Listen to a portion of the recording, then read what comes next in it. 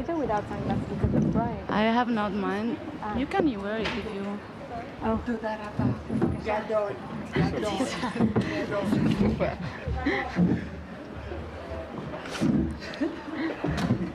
Cominciamo? Bene. Welcome to the discussion of Piaffe by Anne Oren, which is competing in the Concorso Internazionale of the 75th Locarno Film Festival. I have at the table here with me Anne Oren, the director.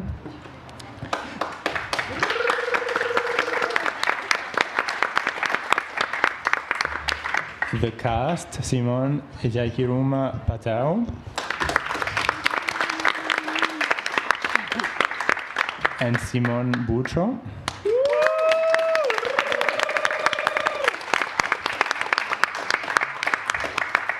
As well as the producers, Christoph Gerega.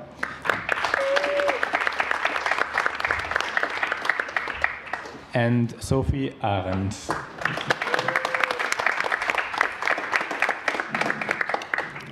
La discussion aura lieu en anglais, mais si vous avez besoin, il y a de la traduction simultanée, vous pouvez prendre des écouteurs derrière.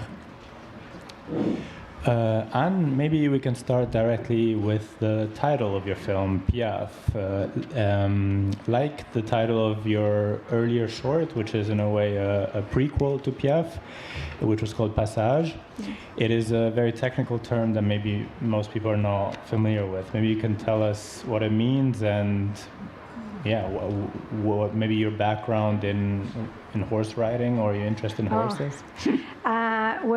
Piaffe is a name of a horse dressage move where it trots elegantly in place without moving forward, and this is the movement that we see of the horse that we see in the beginning that Eva is creating follies for.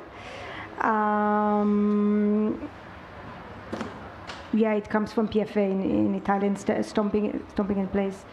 I did a little bit of horse riding when I was a teenager, and I was familiar with, not professionally, but I was familiar with the psychology between horses and riders, especially in dressage, and how the concept of control is exercised between these two creatures, one so much lighter than the other yet controls it, and if it's performed well professionally, it's like a dance between the two.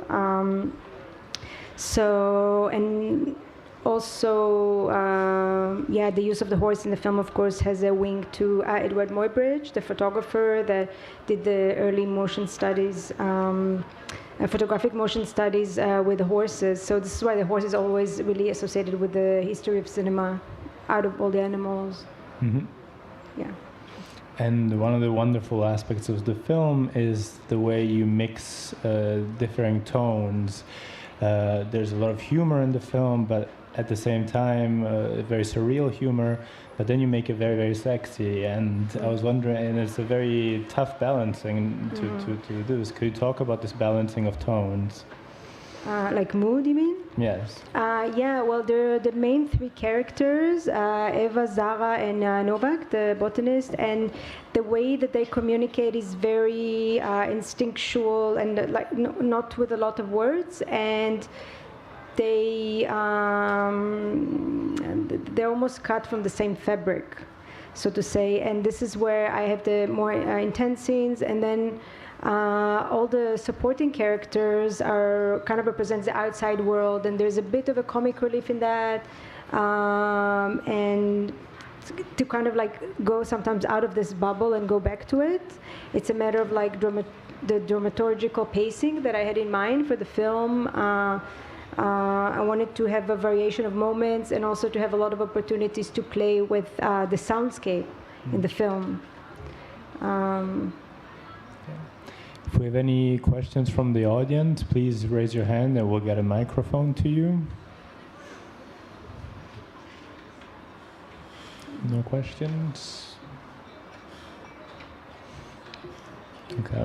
Well, Simon, you acted in Passage, the prequel to Piaffe. Can you tell us about your motivation to keep exploring the character and what you wanted to achieve with the character further? Yeah, I think to explore like the dark sides of the character, and I think this was a complete freedom to explore the side as well of myself and this idea of desire. I think for me, Piaffe and as well Passage is like very strong driven by this. You become what you desire. Yeah, so desire was like a moving force in what I was searching. Mm-hmm, mm-hmm. And you, Simon, what drew you to the role? How did you come to this role?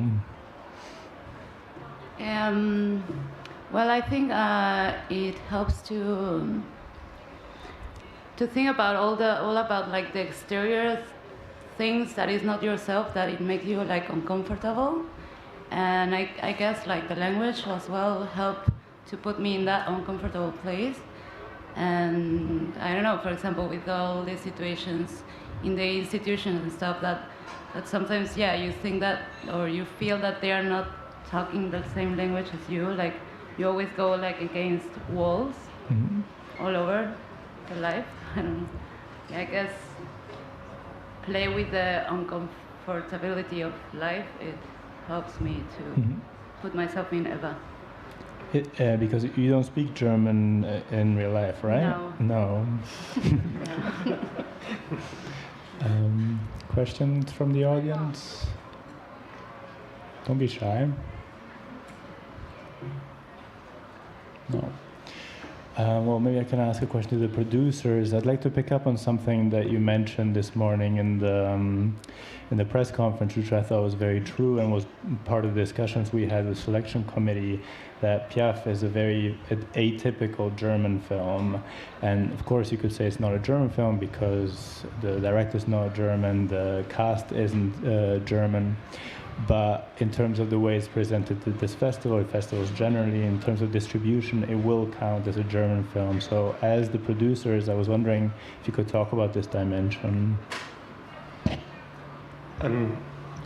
So, yeah, I would say it is a German film. It's not a typical German film. Maybe it's a new German film because, yes, I think it's a great benefit to have such a diverse such diverse talents and from the industry, from all of the departments, especially in Berlin. And we realized in the preparation and also during the shooting, I mean, on set we spoke mostly English, I think, but not only.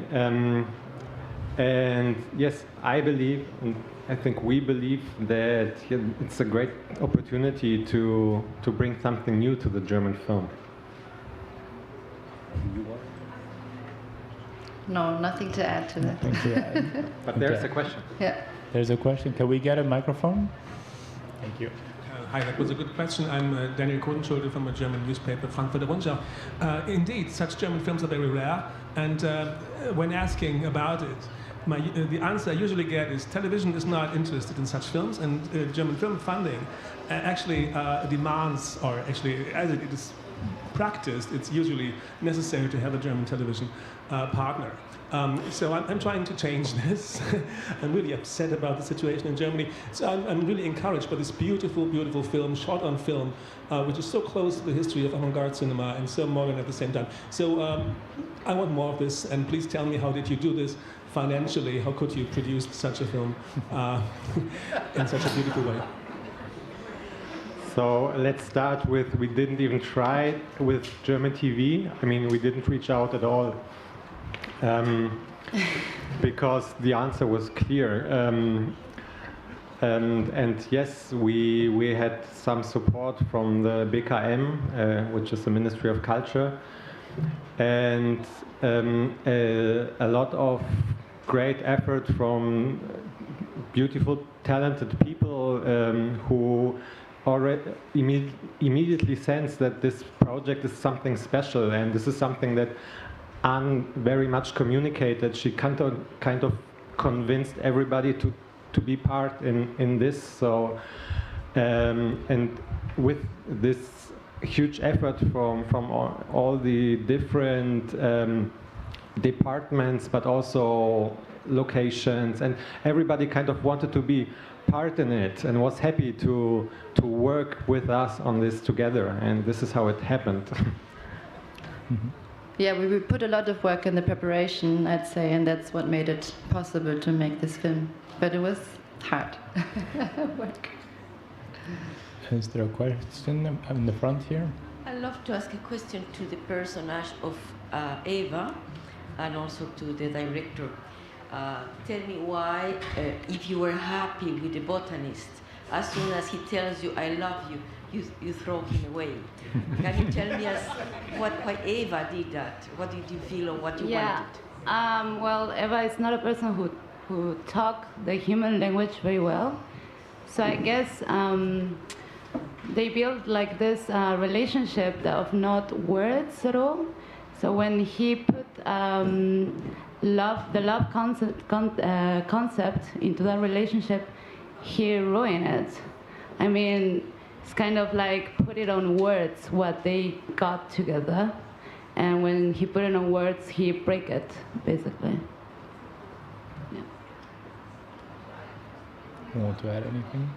Yeah, I think she put it very well. I don't want to ruin it with anything else. Excellent. Are there further questions? Well, maybe we can discuss about the, since we brought up the love issue, I was wondering about the issue of fetishization, because there seems to be very much that motivation from the doctor at first, and then when he says that, it seems as a surprise, and then it's a further surprise that he should get rejected for that rather than for the fetishization. So what is the question? And if you could discuss the dynamic between these two attractions. Between the botanist and Eva? Yeah, between love and fetishization. Yeah, I think it's basically two strangers meeting, and after she goes through a process and the tail begins to grow, and she and her sibling is away, and she starts a new job, and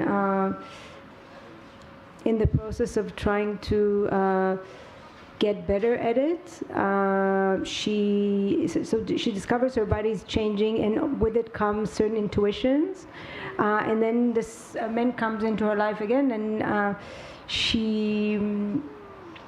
he strikes her curiosity because he goes to the photoplasticon where there's this peep show and looking at the ferns, and he's not just watching it, something more, and I think that this intense passion and desire for something like the plants is really appealing to her, and she decides to pursue him, but she has her own way to do that, and she, I think, is also discovering her way to do it in the process of doing it.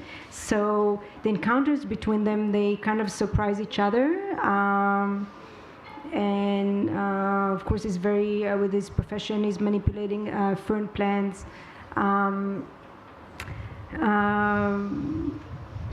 He's very curious about her with the growing tail, and it's more. I think the game between them is has an element of submission, and in submission is the erotic act is actually to be looked at more than anything else, and your body and desires are the ones catered to, and this is what Eva experiences, and she discovers that this, and she likes this, so, and then they meet again and something else happens, and but then he becomes really infatuated with her, and she expects something more because she has a certain new discovery of her body, so she's just starting a road, and yeah. Okay. Questions? No? Here. I have a question to Anne.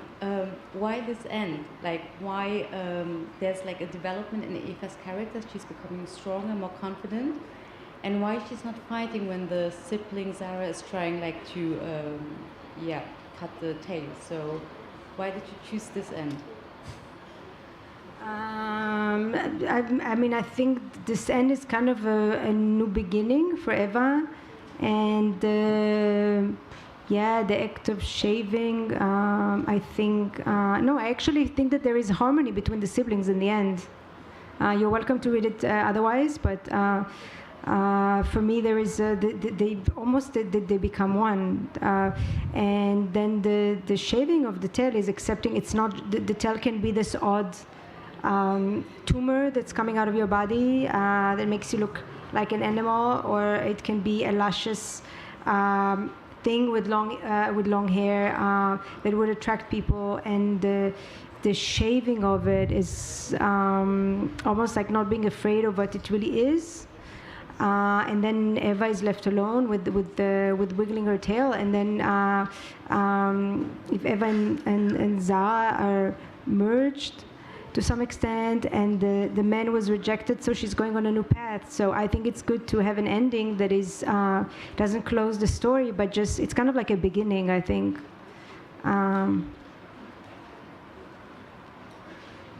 Yeah. Further questions from the audience? Over there? Over there. Bonjour, c'est possible de poser la question en français?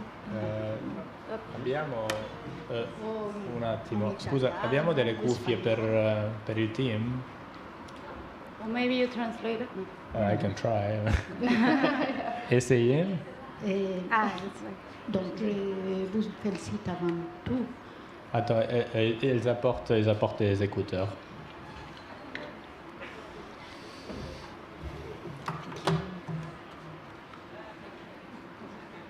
Thank you.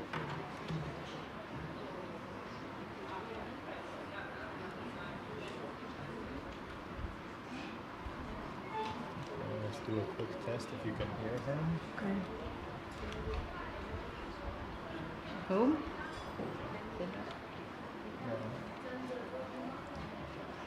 Were we supposed to hear? No, I can't. Yeah, now yes.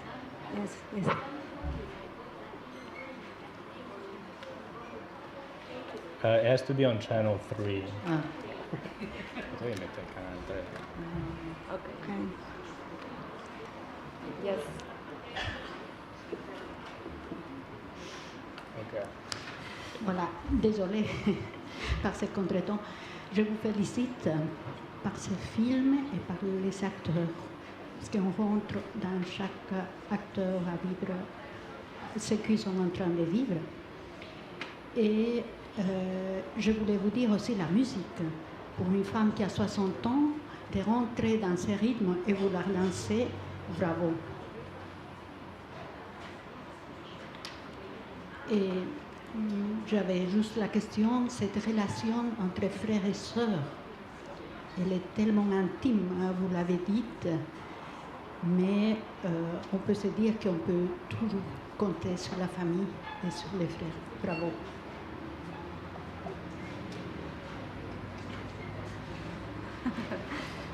Thank you for the comment. Other questions from the audience?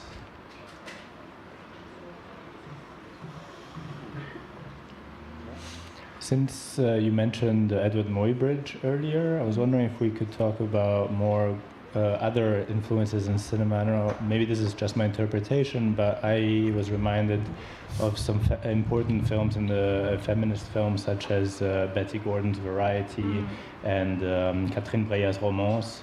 I was wondering if these were actual references for you, and whether you were consciously engaging in a dialogue with other films in the history of cinema. Yeah, I love this question. Variety was definitely an influence. It's like all the following sequences. I really I love this film. Romance. Actually, I've seen it after I finished the cut. I showed it to a friend of mine, and she said, "Oh, you have to see Romance of Catherine Breillat." So I saw it afterwards. I like some things in her films, but and I see why you don't reference, but that was not an influence. I would say Jan Schwankmeyer, Conspirators of Pleasure, was a big influence, the Czech animator. comes to mind a little bit Georges Bataille, the Story of the Eye. Maya Deren in general.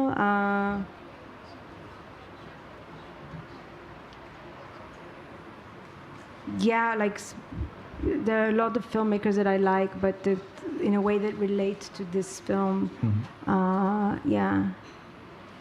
And because your background is not originally cinema, you're a visual artist. Maybe you could speak about the interaction between these two practices for you.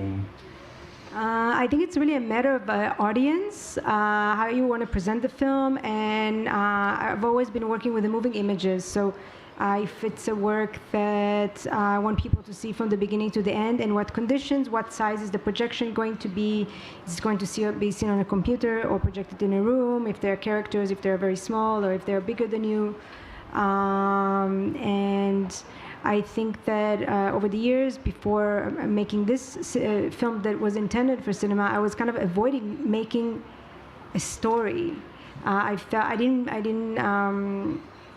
I had to wait till there would be a story cooked in me to want to tell, but I wanted to find a new way, a new cinematic way that I haven't seen already, that would be fresh to do it, to feel like, yeah, this is contemporary cinema, this is important to be making now. So I think a lot of, you can see maybe in the film, my background in a lot of, in the montage, for example, this is the way the film is put together. In the beginning, we had in the script, we had pretty abstract script, but a lot of visual references were in the script, and sound was written in the script. It was a connecting skeleton. And sometimes, you know, in the process of trying to make the film, sometimes people doubted me or saying, oh, but these things, they don't really go together. They couldn't imagine it because they haven't seen something like this before. And then in the process of editing, it was really like sculpting with the images and sound. Yeah, for example, today in the screening, I was thinking, like, one of my favorites is the sequence that goes from the end of the club scene, that is her footsteps creating a Piaffe, and that go to horses who've been cleaned, going to the Hufeisensiedlung, which is the horseshoe colony. It's actually, I think it's in Berlin, and then goes to introduce the next character within a dream sequence that ends with holding a watch, and then we go to the alarm clock, and then Eva realizes that she has to visit, she's late. So this kind of, for me, is like a very dreamy way to create a montage without saying so much. Yeah, I think I have a little bit of problem when films have too much dialogue. Yeah, so I try to find a way to create communications without it, and the main three characters do this instinctively, so it works. Thank you. Questions from the audience? Maybe we could talk about your interest in Foley artists, which are some of the unsung heroes of cinema, and whether, because they use the craziest methods to make these Foley sounds, and in the film the methods are pretty crazy. Is there actually realistic what the methods that Eva uses to make the sounds? Yeah. Yeah, every Foley artist has their secrets when they make Foley. So sometimes they don't want to tell you, but if you work with them closely, and you have to direct them because they are like actors. I think their job is really amazing, and because they're so animated, they work in dark rooms and they reenact what they see on the screen to help to add a layer of sound in the film that really convinces you that what you're watching is real. So they really get into it, and sometimes it's really funny. I mean, even if they have to do footsteps, it's different if you have like a sleepy, fat, older woman, or like a 4-year-old hyperactive child walking. It sounds different. It's not just about the props that they use, it's how they use their body, and this is what interested me. and I was one of the Foley artists I was talking to in my research was telling me that when a Foley artist first starts out, they can experience a psychotic episode because they're alone in the sound-controlled room, and they create all the sounds that they hear layer by layer by layer, and they loop it and they loop it and they loop it, and sometimes they stay a few days in this room, and then they go out on the street, like what happens to Eva at some point, and all this noise, and it doesn't make sense, too many layers, doesn't match the picture, and it's a bit too much on the senses. And I think that this is, I thought this would be like a very cinematic exploration to try to put I wanted to put the viewers viscerally in the shoes of the character, that they feel with their own body. It's mostly led by sound, actually, in a lot of the scenes. How maybe you're not able to know how some scenes work, but they really work with sound. To bring across a certain sensation that there's just like no other way to do it, and then you feel that you're with the character. Even like going at what the woman before mentioned, that she doesn't normally go to techno clubs, but she was in the cinema and she felt like she was in a club. That's exactly what I wanted, Also, I think I have to say that I think one of the first time I went to a big club in Berlin, which is like not like other places in the world. I thought it was like so amazing. It was like, I remember it was like only blue and red lights, very strong, and the type of music that they were playing, and the quality of music, and the big amount of people, and the fact that the whole club was really like just concrete. I went there and I thought it was amazing, and I said, why did I not feel like this ever in a film? Mm-hmm. So this was something that was important to work into Piaffe. Yeah, when we were discussing the aspect of atypical German film, I actually was thinking maybe this is actually a Berlin film, and Berlin films are a genre, and they're actually kind of a boring genre. You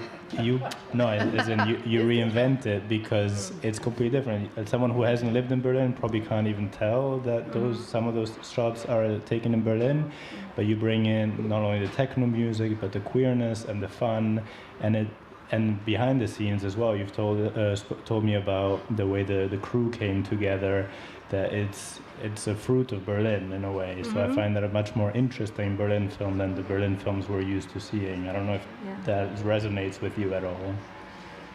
Yeah, I mean, it was, I think almost everybody lives in Berlin, almost, except for Eva Simon Busio, that lives in Mexico City, and also Sebastian lives in Zurich, but he is German, a fantastic actor, it was something with the. I mean, we had really nice people on the team, very international. One language that we spoke a lot. Actually, I don't speak it, but Spanish, because all the camera team was from Latin America. And so it's just people come together because they have a passion for a project, and that's what makes it special. So I'm very happy. If you think it's a reinvention of a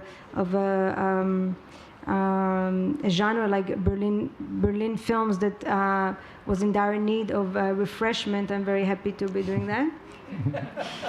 As am I.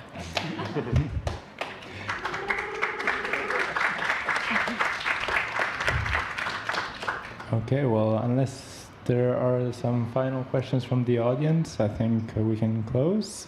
So thank you so much for sharing your film with us, and thank you for coming.